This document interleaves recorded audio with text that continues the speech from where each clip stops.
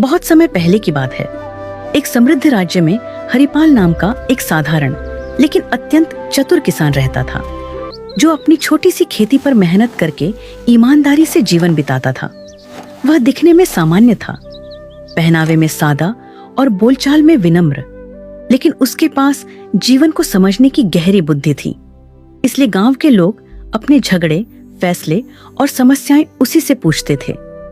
उसी राज्य के राजा वीरसेन न्यायप्रिय और विद्वान थे, पर उनके मन में एक चिंता थी कि आजकल लोग केवल किताबों का ज्ञान दिखाते हैं, जबकि सच्ची बुद्धि बहुत कम लोगों में होती है।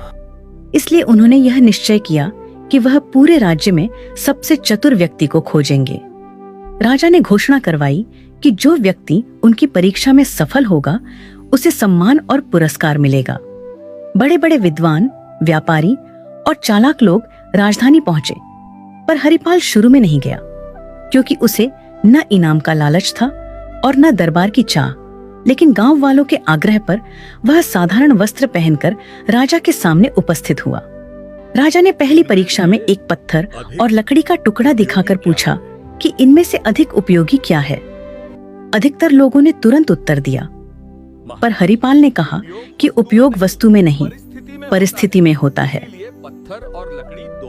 यह उत्तर सुनकर राजा प्रभावित हुए।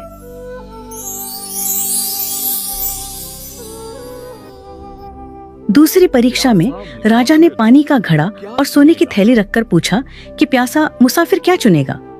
जहां लोग धन की ओर झुके, वहीं हरिपाल ने कहा, महाराज, जीवन रहेगा तभी धन काम आएगा। और राजा और प्रसन्न हो गए। अब तीसरी और सबसे कठिन परीक्षा आई।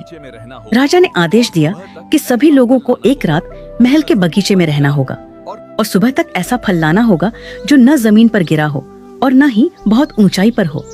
साथ ही किसी भी पहरेदार को नाराज नहीं करना होगा। बाकी सब लोग इस परीक्षा को नामुमकिन मानकर पीछे हट गए, पर हरिपाल ने हार नहीं मारी। रात भर सोचने के बाद हरिपाल को समझ आया कि राजा ने यह नहीं कहा था कि फल केवल पेड़ से ही तोड़ा जाए, बल्कि यह कहा था कि फल न तो जमीन पर गिरा हो और न ही बहुत ऊंचाई पर हो। सुबह होते ही उसने महल के बगीचे में लगे फूलों के पौधों और झाड़ियों को ध्यान से देखा। तभी उसकी नजर एक अंगूर की बेल पर गई, जो दीवार के सहारे छड़ी हुई थी।